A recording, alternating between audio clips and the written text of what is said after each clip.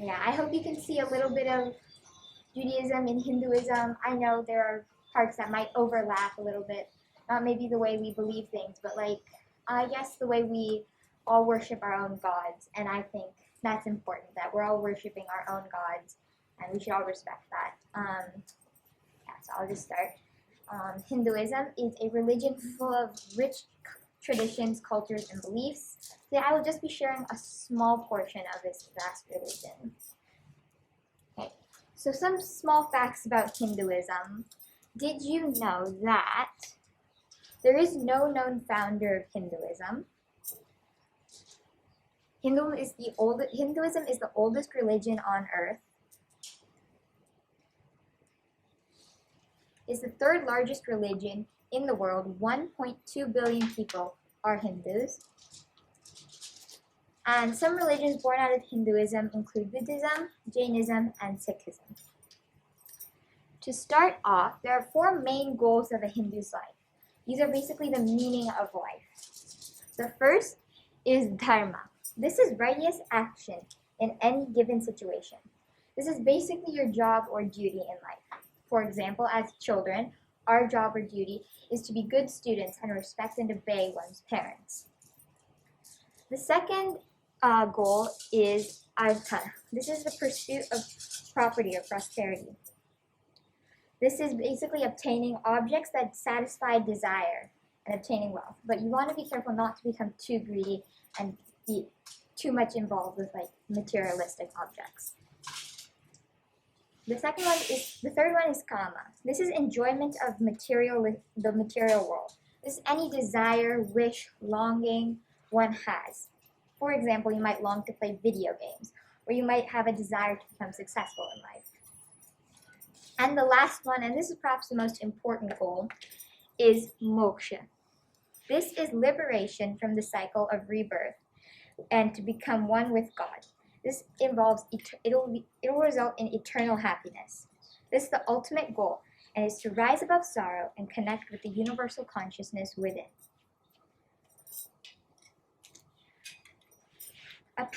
Yoga is a path to achieving moksha. There are actually 4 types of yogas in Hinduism, and they're more than just physical stretchings, which are also known as asanas. The first type of yoga is karma yoga. This is selfless action meant to benefit others. Practicing this means doing your dharma without any attachment. A famous karma yogi you might know is Mahatma Gandhi. He worked tirelessly to help India gain its independence from the British, and he gave up his own personal and private life to help others. The second type of yoga is bhakti yoga. This is selfless devotion to God, and recognizing that there is the universal consciousness within everything. One must have an open, loving heart and cannot be filled with hatred. It can also be any devotion to a personal favorite deity. The third one is Kriya Yoga. This is the more active form of yoga. It involves ancient meditation techniques involving pranayama, which are breathing techniques, chanting, and asanas, which are also physical stretching. These are used to accelerate spiritual growth. This is the most common form of yoga and is often practiced here in the West. And the last type of yoga is perhaps the hardest type of yoga, Jnana Yoga. This is accepting what you know is what you know, and what you do not know is what you do not know. This is the hardest form of yoga as it involves turning inwards and understanding there's the truth behind self. You're actually currently doing this just by listening to this presentation, so good job. To further expand on karma, the law of karma is similar to cause and effect. Actions that you take today affect your future. Either it can happen immediately, or it can happen later on in life, or even in a next life. Experiences you have today are results of actions you took in the past. These can be from past lives as well. All actions have consequences. This can happen in this life or your next life. Because of this, karma promotes responsible action. The goal is to help accept life's unavoidable sorrows. Good karma is actually more important than praying to God in Hinduism. Many people believe that karma might be a theory. Those who do believe it, though, they do acknowledge that it's a very helpful theory because it promotes you to do good in life. So only good things end up happening to you and not bad things. This law of karma is told to us by one of our holy scriptures, the Bhagavad Gita. In this, Lord Krishna tells Arjuna that karma is that every action has a result, and we suffer or enjoy the repercussions of our efforts. A verse from the Gita tells us this. Karmanyavadikaraste ma phaleshu kadachana ma karma phalaheturugu ma te sangotsve karmani. This verse basically means that you have the right towards work, but not towards the fruit of action. You should not be worried about the fruit of action and do work because of that. And you should never be inactive and not do actions either. And lastly is the cycle of samsara. This is also known as the cycle of rebirth. All living beings have a soul, which is known as an atma. This atma is part of the universal consciousness, which is known as Brahman. It is in all living beings. Upon death, the soul is reincarnated into another body. It could be a human's body or it could even be an animal's body. What your body is reincarnated into is based off karma from previous lives. Reincarnation. When you're reincarnated, impressions from past lives and your karma are starting points. The goal is to free yourself from this endless cycle and by achieving moksha and becoming one with God. Buddhism also has this cycle of samsara, and they also believe that the soul is reincarnated based off your karma. However, the method of liberation is also different. Hinduism is a religion of rich traditions, cultures, and beliefs. We hope you're able to learn a little bit about this vast religion. Thank you.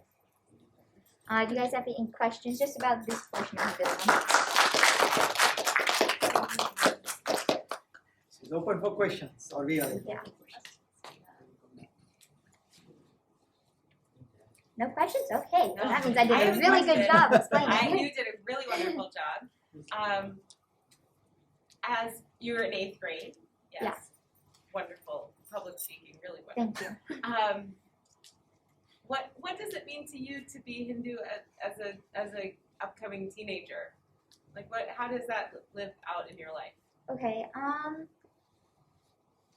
I feel like Hinduism is like just a part of my life. I've been a Hindu since I was born, so it's like natural. It's like asking how does Judaism affect your life, right? I'm sure it does affect your life in different ways as well, but it's just something I practice. It feels normal to me, and I know like part of Hinduism is not to judge others, like because your soul is part of the universal consciousness, also known as Brahman. So like really everybody is technically the same, I guess. Everybody is a part of that.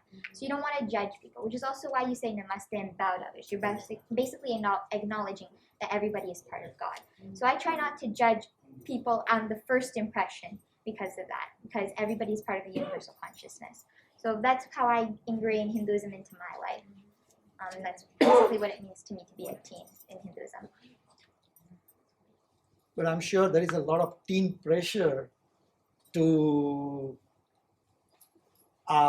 you have to show that many times teens start to show who they are not, or try to hide their identity. Yeah, Does that come across?